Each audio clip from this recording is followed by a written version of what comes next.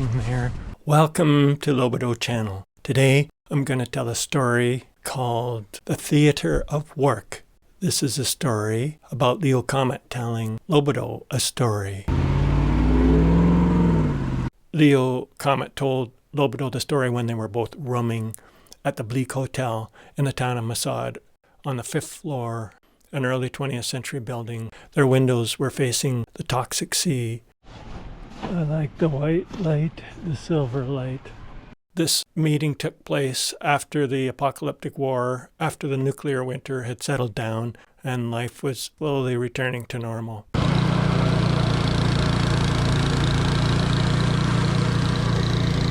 Both Leo and Lobido had worked as push-button experts, and they both learned the hard way. Life as a learning experience, to learn along the way.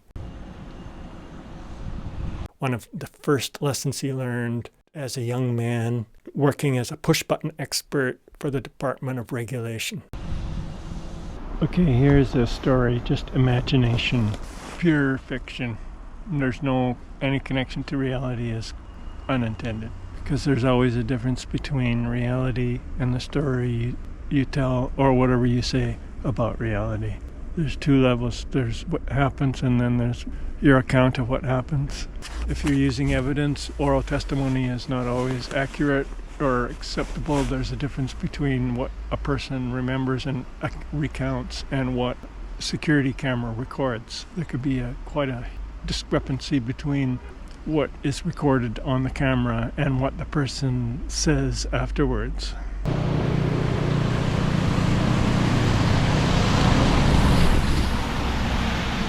I was just thinking about Leo Comet. He's a imaginary character that Lobido encountered at the Bleak Hotel decades ago in the town of Masad, overlooking the toxic sea after the apocalyptic war, after the nuclear winter had come to an end and life was slowly coming back to normal. They used nuclear bombs that would wipe out people while preserving architecture. So the Bleak Hotel was still there, a building constructed in the early 20th century. Just a plain, solid building with a lot of concrete and 5 stories high with high ceilings.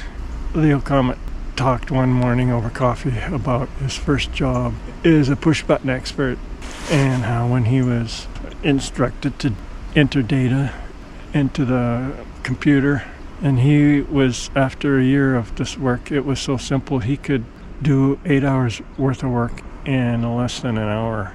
And he was shooting the breeze with a colleague, with Nancy, and he told Nancy, and Nancy was shocked. She was moralistically horrified, and she went and told the supervisor.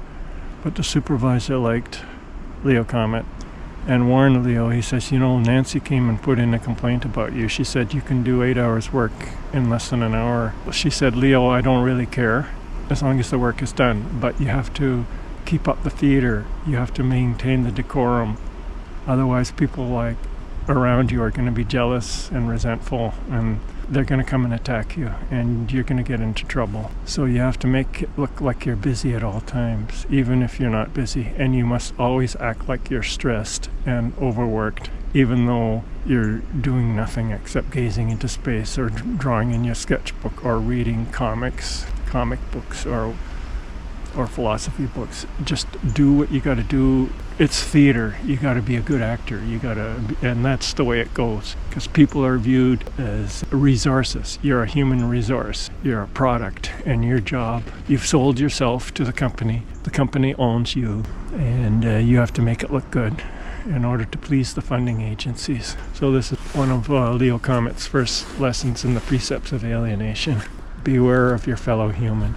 There's a lot of nice people out there, but in every group of humans there's going to be problems.